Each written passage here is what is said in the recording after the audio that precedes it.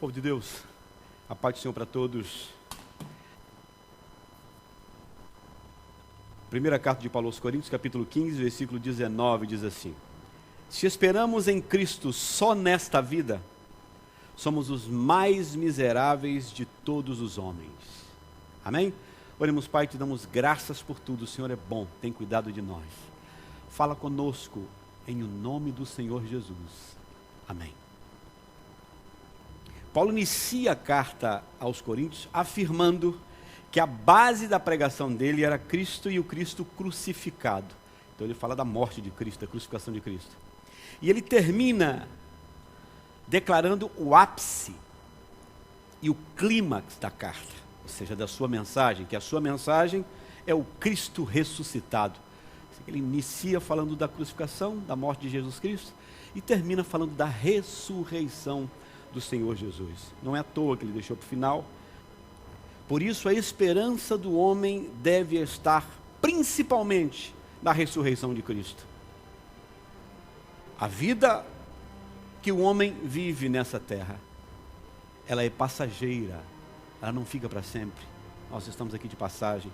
Por isso a esperança do homem deve estar principalmente na ressurreição de Cristo e na nossa ressurreição que vai acontecer.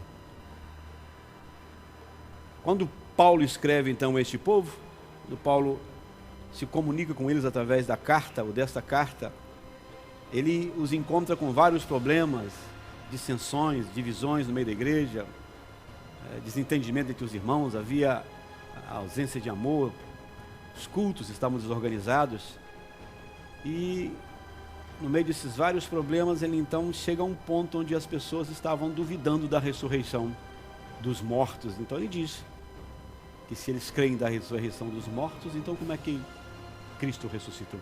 E se eles não creem que Cristo ressuscitou, por sua vez, o que vale essa vida? Que graça tem ser cristão? Então, em cima disso ele diz, e ele fala, cita esse versículo, essa passagem, que se esperamos em Cristo só nesta vida, somos os mais miseráveis de todos os homens. Ou seja, se estamos vivendo voltados apenas para esta vida aqui, só para isso, somos os mais miseráveis dos homens. Eu quero falar que a vida dos homens, ou a vida do homem na terra, nessa terra, é passageira. Ela passa. E quem está de passagem por uma terra, um estrangeiro, ele não se agarra às coisas, não se apega, não fica preso às coisas, porque sabe que ali não é o seu lugar. Ele sabe que vai embora. Então não fica se agarrando, se apegando. Não, eu não sou daqui, vou embora. Então ele não fica se enchendo de coisas também, porque sabe que está ali só de passagem e tem que voltar para a sua pátria. A nossa pátria não é essa, é aquela desejada pelo Espírito, onde vamos estar com Cristo. Então, aquela é a nossa terra. E muitos estão em Cristo, ou vieram a Cristo, vieram para a igreja, e estão na igreja, com esperança nessa vida, ou nesta vida. Estão apaixonados com as coisas que os cercam. Esperam em Cristo, para que Cristo venha solucionar os problemas do dia a dia. Vêm para a igreja, estão na igreja, fazem parte dela. São até crentes, são cristãos. Mas estão voltados para o dia de hoje, para o agora. Se apaixonaram com as coisas da terra, se agarraram tanto que estão esquecendo do principal, né? Estão na igreja, nós escutamos e vemos por aí muitas pessoas que se dizem até cristão, né? Estão em igrejas, e os testemunhos e o falar deles é da esperança de solucionar o problema no casamento, ou estão felizes porque isso está acontecendo, se agarram nisso e dão testemunho disso. Ou estão atrás do carro, aquele carrão, ou aquela casona, né? Ter aquela casa tão sonhada, aquelas terras tão desejadas. Essas são as esperanças de ter saúde.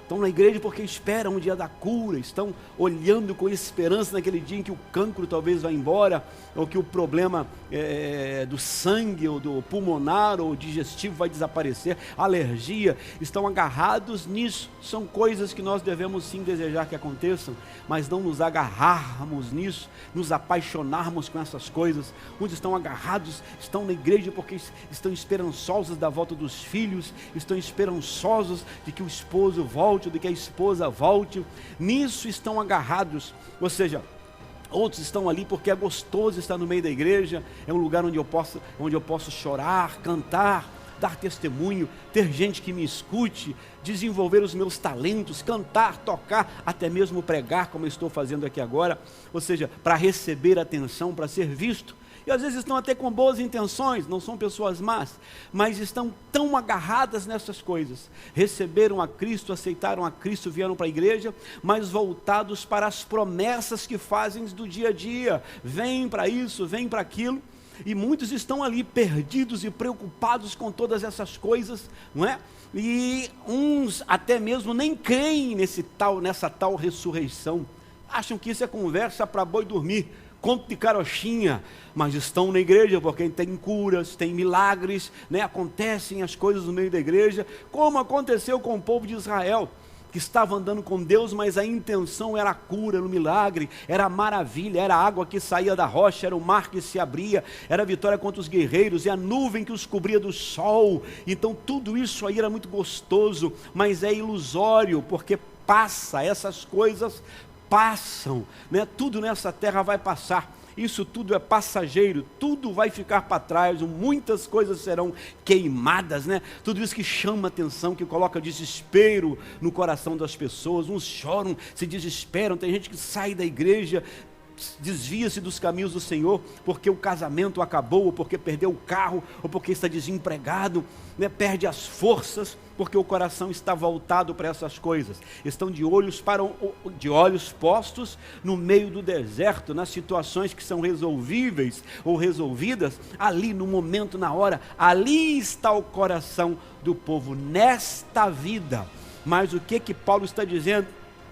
Não somente de duvidar da ressurreição de Cristo, não somente de achar isso distante demais, de crer que, olha, um dia nós vamos ressuscitar, isso passa até longe, muitas vezes a pessoa nem se preocupa com isso, mas também porque esquecem-se das maiores verdades e estão voltados para o nosso tempo, para agora e somente agora. Isso faz com que muita gente fique prostrado no deserto, como ficou aquele povo, não é? E este povo estava correndo esse risco, tanto que Paulo, no capítulo 10, ele até faz comparação com eles, daquelas coisas que aconteceram com o povo no deserto, que serviu como exemplo, ou serve de exemplo para nós, para que a gente não fale como eles falharam, não é? Para não ficar ali envolvido com essas coisas e falhando, porque há alguma coisa maior e melhor para frente.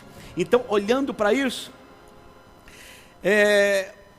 o que é que nós devemos então fazer? Como devemos nos comportar? Sim, devemos lutar pelas coisas que acontecem no dia a dia, nos preocupar em resolvê-las, mas sem desespero e sem muito apego a essas coisas. Tudo isso aí que você está vendo, filho, vai passar, inclusive ser papai, ser mamãe, ser filho, ser tio, ser namorado, ser esposo, possuir coisas, tudo isso vai passar, vai ficar para trás. A nossa herança, o que nós esperamos, é muito maior do que isso, né? Então, a esperança do homem deve estar principalmente na ressurreição de Cristo, né? Voltado para isso. Esse povo estava longe disso, estavam esquecendo, achando que isso não era verdade, né? Achando que a ressurreição já tinha acontecido. Outros diziam que isso não aconteceria, que isso era um mito, era impossível isso acontecer. Muitas pessoas estavam confusas, já achando que o que tinha de acontecer já tinha acontecido. Mentira. Paulo então diz que isso ainda iria acontecer, que viria, né? Porque a pessoa que vive dessa maneira, voltada só para as coisas de agora, esquece das coisas maiores que vêm pela frente. Então, a ressurreição, que esse povo estava começando a se esquecer, a perder essa visão, sem ela, nós somos os mais miseráveis dos homens. Sem ela nós somos os mais miseráveis dos homens, sem acreditarmos nisso, e sem vivermos isso. Se isso não fosse verdade, que graça teria?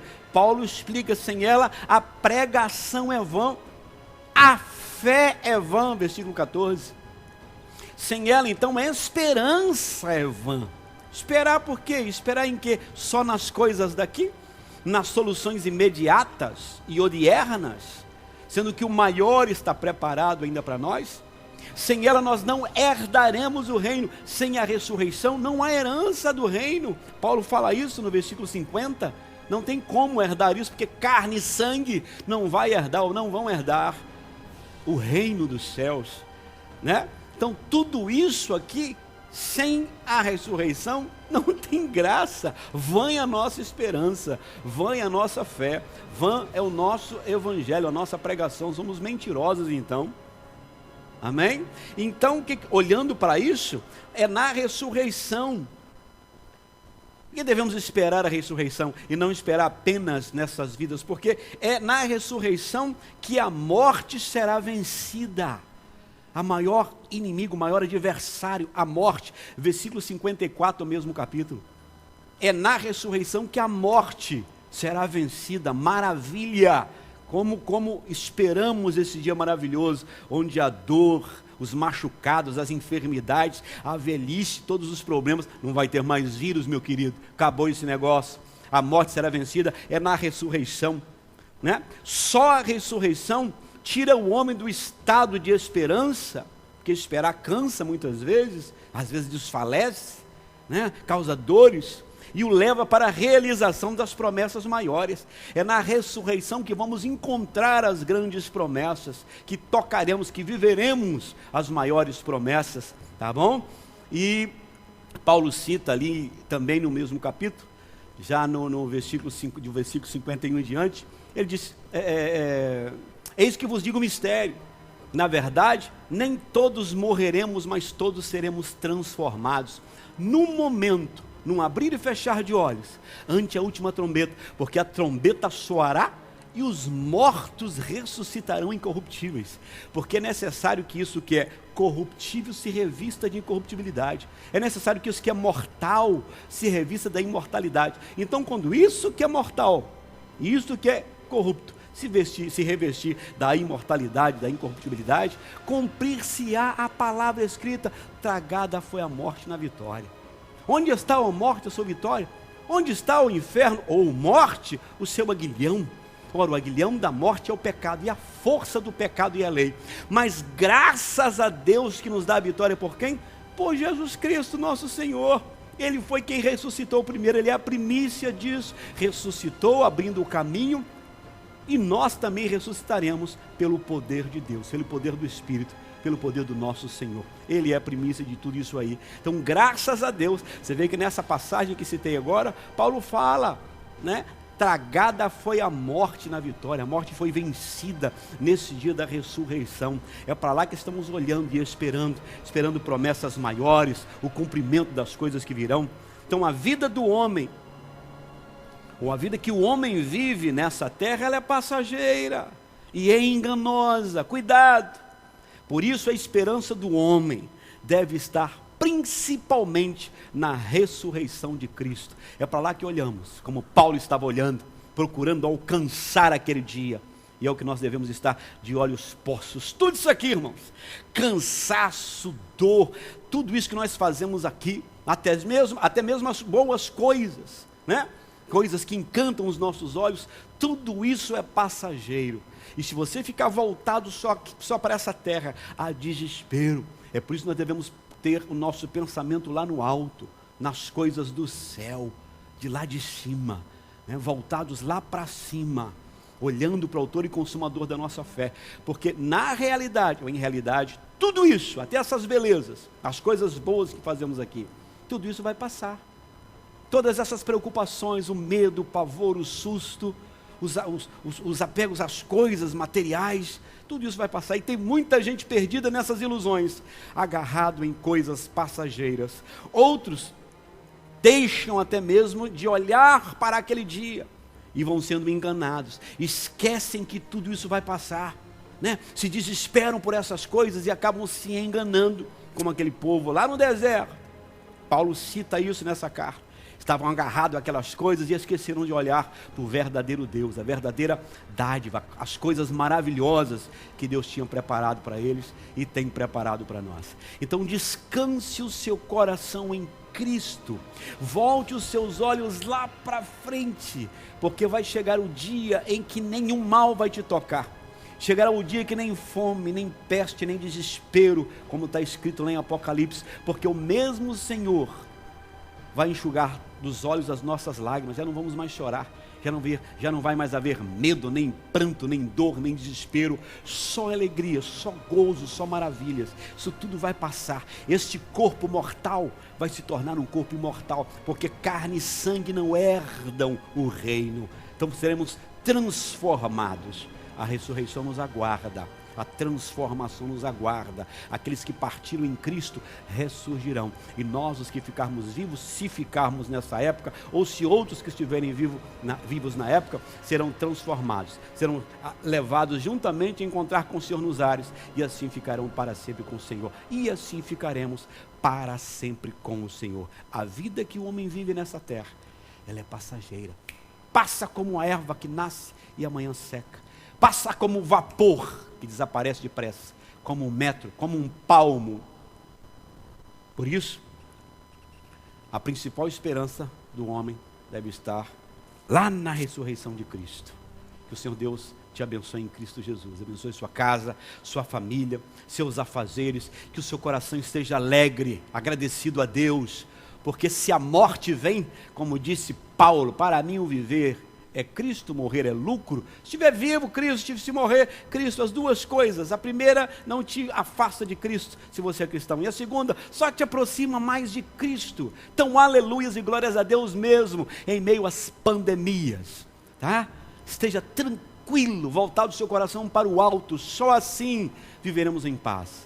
Tá? Tendo o Espírito nos convencendo, nos levando a olhar para as coisas grandiosas, maiores do que tudo isso, maior do que todo tipo de problema, de vulcões, de terremotos, de desespero, como disse o salmista lá no Salmo 46, Deus é o nosso refúgio e fortaleza, socorro bem presente na angústia, pelo que não temeremos, ainda que a terra se mude, ainda que os montes se transportem para o meio dos mares, ainda que as águas rujam e se perturbem, ainda que os montes se abalem pela sua braveza, há um rio cujas correntes alegram a cidade de Deus, o santuário das moradas do Altíssimo. Deus está no meio dela, não será abalada, Deus ajudará ao romper da manhã. As nações se embraveceram, os reinos se moveram, ele levantou a sua voz e a terra se derreteu.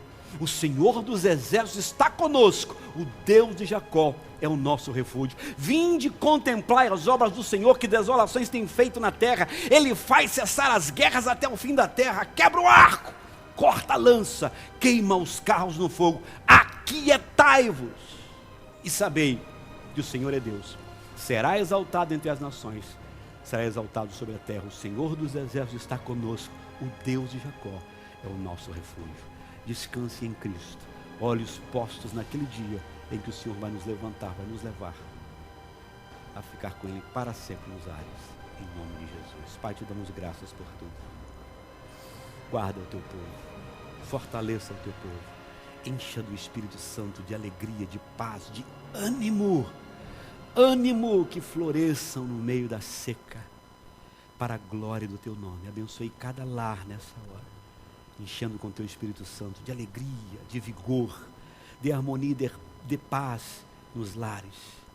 Força ao teu povo, ânimo, e nos faça andar em espírito, para que em nada venhamos agradar a carne, no tocante às nossas concupiscências. Em o nome do Senhor Jesus. Amém. Que Deus te abençoe. Paz.